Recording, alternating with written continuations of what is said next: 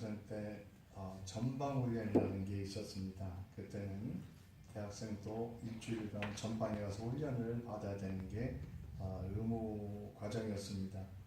휴전선 철책 앞에서 군인들과 보초를 섭니다. 밤이 되면 휴전선 철책 근처는 정말 1m가 앞이 안 보이는 칠흑 같은 밤입니다. 한치 앞이 안 보인다 하는 표현이 딱 맞습니다. 아마도 불을 켰다가는 언제 총알이 날라와서 맞을지 몰라서인지 불을 켤 수 없었습니다. 요즘의 대한민국의 상황이 정말 한치 앞을 내다보기 힘든 상황입니다. 김정은은 거친 말을 계속해서 쏟아내고 이제 원자폭탄을 넘어서 수소폭탄을 태평양에 떨어뜨려서 테스트하겠다고 이렇게 위협하게 하고 있습니다. 미국은 북한이 핵무기를 더 개발하기 전에 반드시 김정은을 꺾어야 한다고 생각하고 있습니다. 그러나 한국 국민과 또 한국 땅에 거주하고 있는 미군과 미국 가족의 안위를 생각해서 고심을 거듭하고 있습니다. 그래서 차선책으로 러시아, 중국과 부딪히면서 강력한 경제 제재, 에코노믹 샌션을 시도하고 있습니다. 이런 상황에서 제일 불안한 것은 대한민국 국민입니다.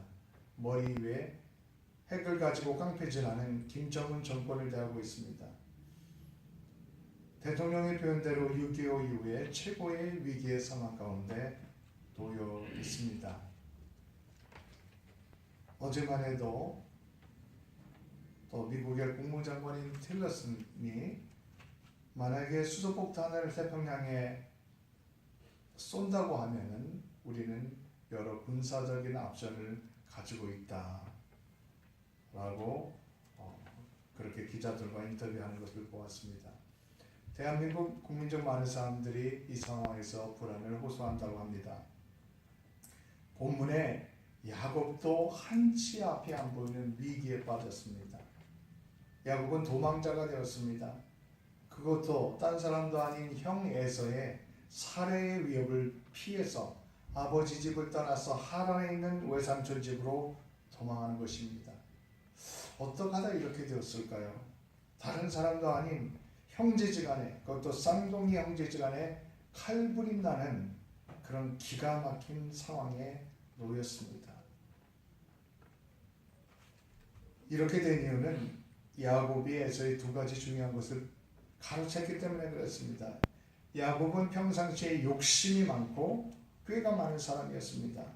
그 꾀를 사용해서 형의 권리를 두 가지를 차지했습니다. 첫 번째, 장자권, 큰아들의 권리를 차지했던 것입니다. 어느 날 사냥을 좋아하는 에서가 사냥에서 돌아왔습니다. 너무 배가 고픈데 야곱이 만든 팥죽을 보고 좀 달라고 합니다. 야곱은 이때다 싶어서 죽을 지면서 자기에게 내가 팥죽을 줄 터이니 장자, 즉 큰아들의 권한을 달라고 합니다. 장자의 권한을 가지면 경제적인 뿐만이 아니라 집안의 모든 권한, 모든 것을 최고의 권한을 가지게 되는 것입니다. 에서는 배고픈 데다가 장자권의 의미를 별로 중요하게 생각하지 않고 그래서 너 가져라 하면서 말로 넘겨주고 팥죽을 받아서 먹습니다. 거기다 야곱은 큰아들에게 주는 아버지의 축복을 가로챘습니다. 야곱은 어머니 리브가와 짜고 형 에서인 척하고 속이고 아버지에게 나갑니다. 털이 많은 에서인 체하기 위해서 염소 가죽으로 손과 목을 두르고 아버지께 나갑니다. 눈이 들어서 아버지 이삭은 잘 알아보지 못합니다. 깜빡 속아서 야곱에게 손을 얹고 축복을 합니다. 만민이 너를 섬기고 열국이 내게 굴복하리니 내가 형제들의 주가 되고 내 어머니의 아들들이 내게 굴복하며 너를 저주하는 자는 저주를 받고 너를 축복하는 자를 복을 받기를 원하노라고 축복을 했습니다. 이 축복이 뭐가 그렇게 중요합니까? 근데 정말 인생의 마지막에 아들에게 주는 축복은 하나님께서 함께 하시는 것이었습니다. 그것은 되돌릴 수 없는 것이었습니다. 아버지가 정말로 축복하는 대로 그 자녀들에게 그렇게 축복을 받는 것이었습니다. 사냥에서 돌아온 에서는 이 사실을 알게 되고 격분을 합니다. 동생 야곱이 자신을 속여서 장자권도 빼앗고 이제 축복까지 뺏어갔습니다. 너무 격분해서 야곱을 죽이겠다고 제정신이 아니었습니다. 이러다가 정말 칼부림 나서 둘 다 형제간에 죽겠구나. 리브가는 두려워합니다. 그래서 하란 땅에 사는 자기 오빠 라반의 집으로 야곱을 일단 피신시킵니다. 거기서 얼마 머물렀다가 야곱을 다시 볼 수 있으리라고 생각을 했습니다. 그러나 그 길이 어머니 리브가가 아들 야곱의 얼굴을 마지막으로 보게 되는 그러한 길이 되고 말았습니다.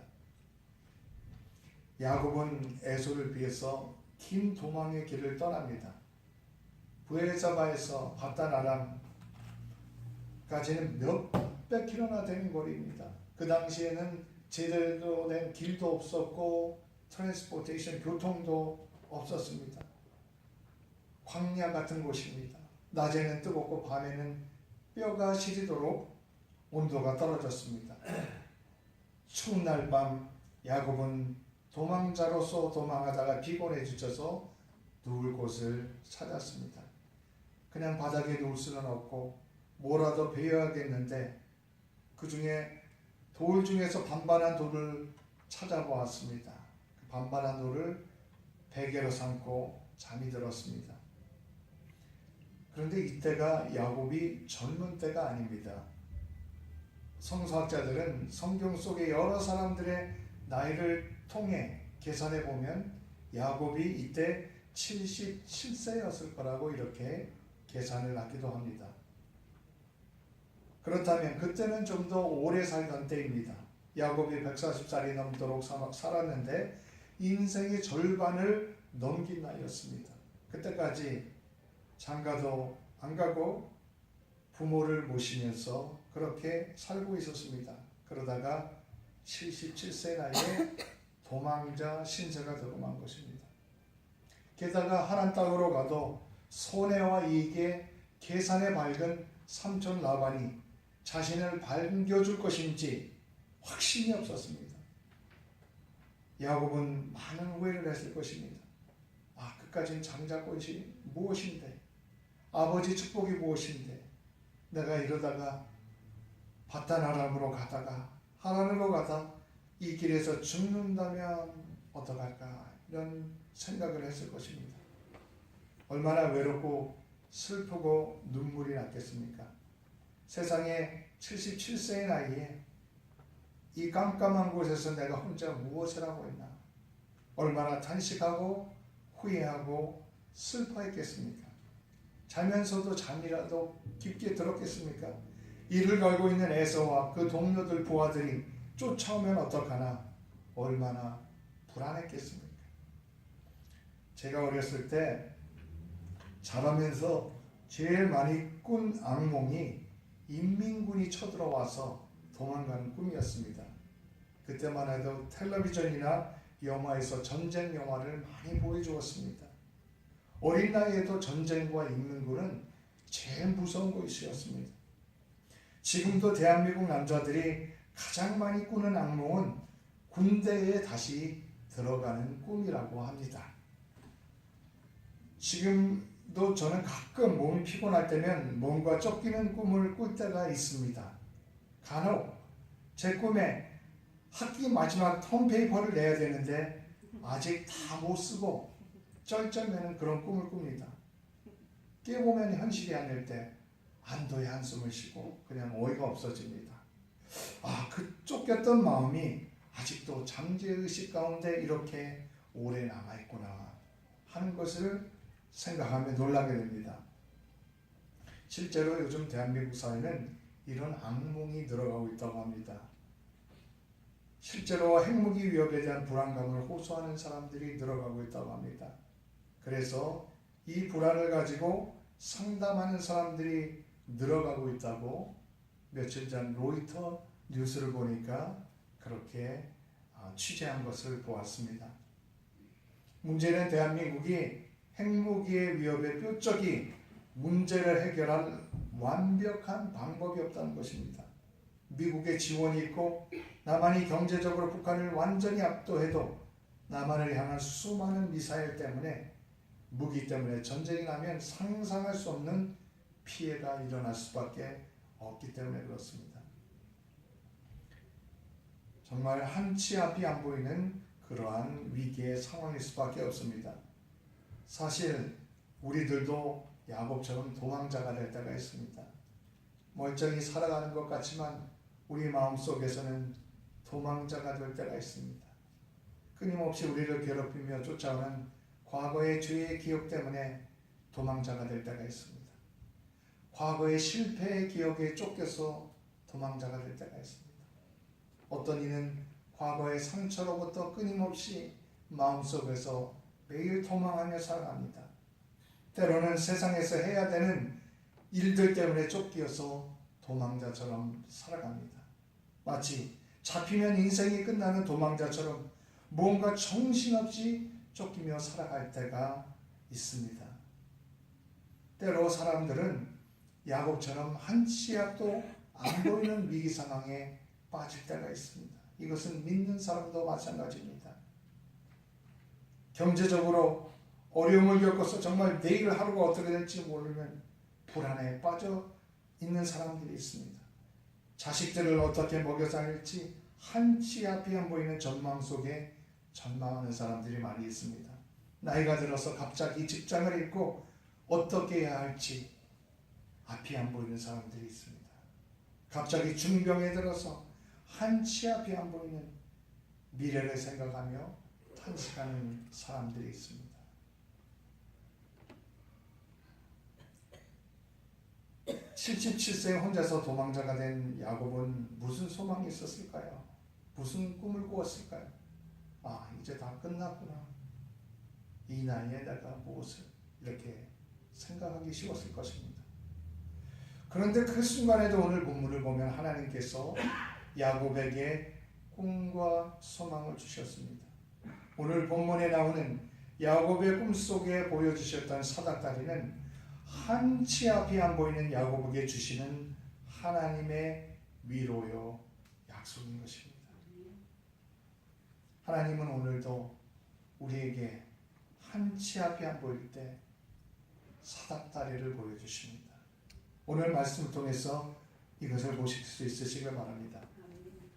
도망하다가 야곱이 돌베개를 베고 잠이 들었습니다. 그때 꿈을 꾸었는데 12절에 보면 꿈에 본 적 사닥다리가 땅에서 있는데 그 꼭대기가 하늘에 닿았고 또 본즉 하나님의 사자들이 오리락 내리락 하고, 바로 사닥다리, the ladder의 꿈을 꾸었던 것입니다. 사닥다리는 일종의 계단, 그 스테어의 형태였습니다. 그 꿈을 통해 첫째 사닥다리가 땅에서 하늘에 닿는 모습을 보았습니다. 그리고 그 사닥다리로 천사들이 오르락 내리락 왔다 갔다 하는 것입니다. 그리고 하나님께서 자기 곁에 서서 말씀하시는 것을 들었습니다. 하나님의 말씀은 이것입니다. 나는 여호와니 너의 조부 아브라함의 하나님이요 이삭의 하나님이라. 너 누워있는 땅을 내가 너와 내 자손에게 주리니 내 자손이 땅에 티끌같이 되어 내가 서쪽과 동쪽과 북쪽과 남쪽으로 퍼져갈 것이며 땅의 모든 족속이 너와 내 자손을 인하여 복을 얻으리라. 내가 너와 함께 있어 내가 어디로 가든지 너를 지키며 너를 이끌어 이 땅으로 돌아오게 할지라. 내가 내게 허락한 것을 다 이루기까지 너를 떠나지 아니하리라. 이런 말씀이었습니다. 이 말씀은요, 창세기에 보면 이미 하나님께서 일찍이 할아버지 아브라함, 아버지 이삭에게 주신 약속과 똑같습니다. 가나안 땅을 주겠다, 큰 민족을 이루겠다, 모든 족속이 너로 인해 복을 받겠다. 똑같은 약속을 다시 한번 야곱에게 주신 것입니다.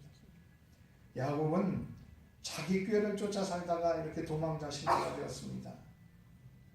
그러나 하나님은 그 자리에도 함께 하셨던 것입니다. 네가 네 꾀를 가지고 속이며 살다 이렇게 됐으니까 좀 벌 좀 받아봐라. 하고 그냥 내버려 두지 않으셨습니다. 도망자가 돼서 야곱이 가장 외롭고 가장 힘든 순간에 하나님은 야곱의 모든 불의와 실수를 덮어주셨습니다. 그리고 한치 앞이 안 보일 때 하나님은 야곱의 꿈을 통해서 다시 한번 하나님의 약속을 확인시켜 주셨습니다. 야곱뿐만이 아닙니다. 우리도 하늘의 복을, 하늘의 약속을 받을 상속자입니다. 로마서 8장에 보면 성령이 친히 우리의 영과 더불어 우리가 하나님의 자녀인 것을 증언하시나니 자녀이면 또한 상속자 곧 하나님의 상속자요 그리스도와 함께한 상속자니라고 말씀합니다.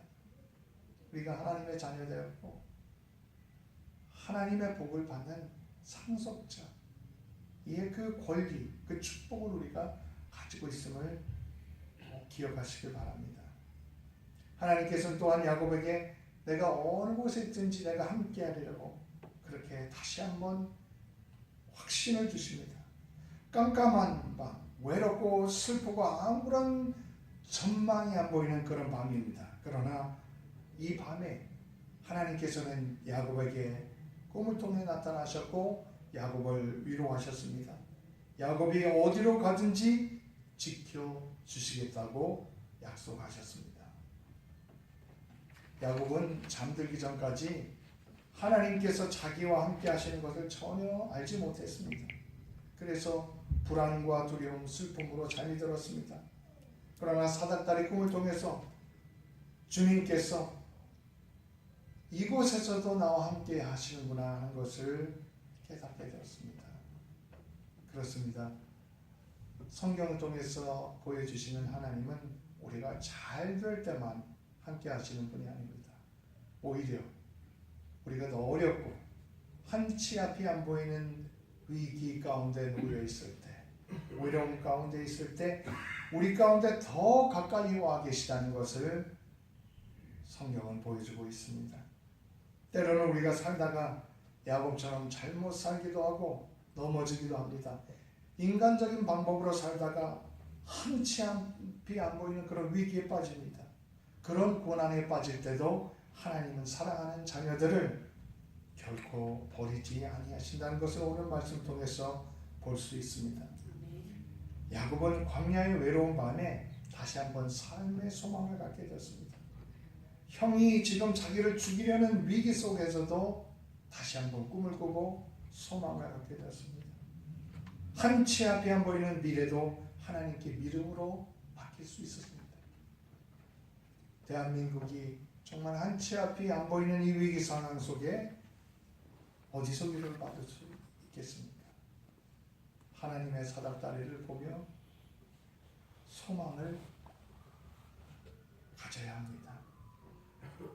사실 땅과 하늘을 잇는 사닥다리는 주님의 은혜로 우리 가운데 늘 있는 것입니다. 그런데 우리는 단지 그것을 깨닫지 못할 뿐입니다. 기적은 우리 앞에 놓여진 사닥다리를 보는 영적인 눈을 뜨는 것입니다. 이 사닥다리는 인간이 만든 것이 아닙니다. 하나님이 만드신 사닥다리입니다. 우리 앞에도 지금 하나님의 사닥다리가 놓여 있습니다. 하나님, 정말 어렵습니다. 우리가 그렇게 하나님께 고백할 때 하나님은 우리 앞에 놓여진 사닥다리를 보라고 하십니다. 신약으로 돌아와서 보면 예수 그리스도가 사닥다리입니다. 요한복음 1장에 보면 먼 날 예수님께서 제자들에게 이렇게 말씀하셨습니다. 또 가라사대 진실로 진실로 너희에게 이르노니 하늘이 열리고 하나님의 사자들이 인자 위에 오르락 내리락 하는 것을 너희가 보리라, 이렇게 말씀하십니다. 예수님께서 야곱이 보았던 그 꿈의 사닥다리를 염두에 두고 하신 말씀입니다. 땅과 하늘을 연결하는 그 사닥다리가 바로 인자 예수님이라고 말씀하고 계신 것입니다. 예수 그리스도는 우리를 위해서 십자가에서 보혈을 흘리심으로써 우리를 하늘로 올라가게 하는 사닥다리가 되셨습니다. 우리 인간은 결코 하늘에 도달할 수가 없습니다. 아무리 선한 사람도 아무리 노력을 해도 우리 힘으로는 올라갈 수 없습니다. 그런데 그리스도의 십자가를 통해서 우리 앞에 사닥다리를 놓아주신 것입니다. 그리고 감사한 것은 지금도 우리 가운데 하늘과 땅을 잇는 사닥다리가 되고 계시다는 것입니다. 바로 오늘 말씀 그것을 가르치고 계십니다.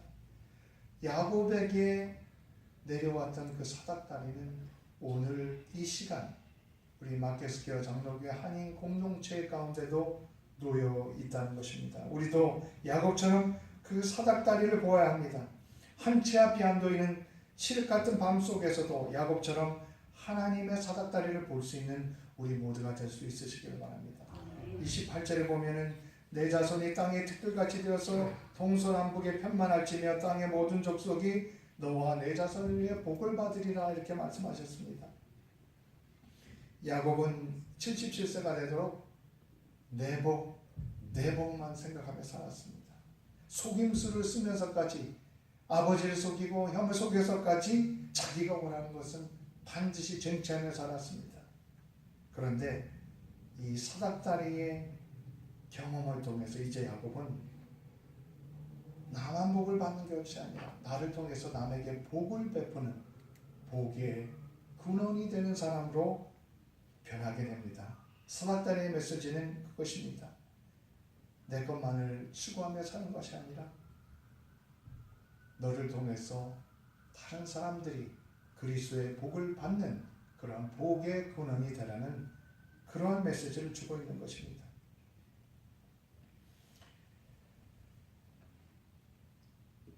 이제 77세가 되어서야 겨우 어떻게 하면 나를 통해서 세상이 복을 받을까 그것을 생각하고 노력하는 사람이 되게 됐던 것입니다. 우리 믿는 사람들은 내복만을 추구하며 살라고 부름을 받은 것이 아닙니다. 나를 통해서 세상이 복을 받고 나를 통해서 세상이 잘 되는 그런 사람이 되라고 부름을 받은 것입니다. 이 사닥다리 꿈을 통해서 야곱에게는 정말 엄청난 변화가 일어났습니다. 야곱 자체가 신앙의 가정에서 자라난 사람입니다. 매일 듣는 얘기가 하나님에 관한 이야기였습니다. 그런데 야곱에게 정말 하나님은 그렇게 개인적인 자신의 하나님으로 와닿지 않았습니다. 그러니까 그렇게 속이고 살았던 것이겠죠. 그러나 절박해지니까 깜깜한 광야에 오니까 밤중에 하나님을 만나게 됩니다. 할아버지 아브라함과 아버지 이삭에게 함께 하신 하나님이 자신의 하나님임을 알게 된 것입니다. 이 사실을 깨닫고 야곱은 말을 합니다. 야곱이 잠에 깨어 가로되 여호와께서 과연 여기 계시거늘 내가 알지 못하도다. 두렵도다 이곳이요 다른 곳이 아니라 이는 하나님의 전이요 이는 하늘의 문이도다. 야곱은 이전에는 정말 하나님을 경외하며 살지 않았습니다. 속이면서 제멋대로 제 욕심을 챙기며 살았습니다. 그러나 도망자가 되어서 한치 앞이 안 보일 때 만난 주님을 통해서 이제 정말로 하나님을 경외하기 시작했습니다. 18절에 보면 야곱이 아침에 일찍 일어나 배기하였던 돌을 가져 기둥으로 세우고 그 위에 기름을 붓고 그곳 이름을 베델이라 하더라 고 했습니다. 베델 즉 하나님의 집이다 그 뜻입니다. 야곱이 기둥에 기름을 부었다는 것은 진심으로 하나님을 예배했다는 의미입니다. 진정으로 하나님을 예배하는 사람이 되었던 것입니다. 우리가 사닥다리의 경험을 가질 때 그 경험의 결과는 진정으로 예배하는 사람이 되는 것입니다. 그러면서 야곱은 하나님을 예배하며 하나님께 서원을 합니다. 20절부터 보면 야곱이 서원하여 이르되 하나님이 나와 함께 계셔서 내가 가는 이 길에서 나를 지키시고 먹을 것과 떡과 입을 옷을 주시며 내가 평안히 아버지 집으로 돌아가게 하시면 여호와께서 나의 하나님이 되실 것이요 내가 기둥으로 세운 이 돌이 하나님의 집이 될 것이요 하나님께서 내게 주신 모든 곳에서 10분의 1을 내가 반드시 드리겠나이다 이렇게 서원을 했습니다. 어떻게 보면 꼭 흥정하는 것 같은데 그것이 아닙니다. 야곱이 하나님과 흥정과 거래를 하고 있는 것이 아니라 하나님께 지금 헌신의 다짐을 하고 있는 것입니다. 야곱은 77세 나이에 외삼촌 집에 혼자 가고 있습니다. 지금은 기둥으로 돌을 하나만 세웠지만 이 돌을 통해서 이곳에 성전을 짓겠다는 헌신의 소원을 결단을 드린 것입니다. 이제 내가 멋대로 살지 않고 하나님을 전심으로 예배하고 하나님을 진심으로 순종하며 살겠다고 결단하고 있는 것입니다.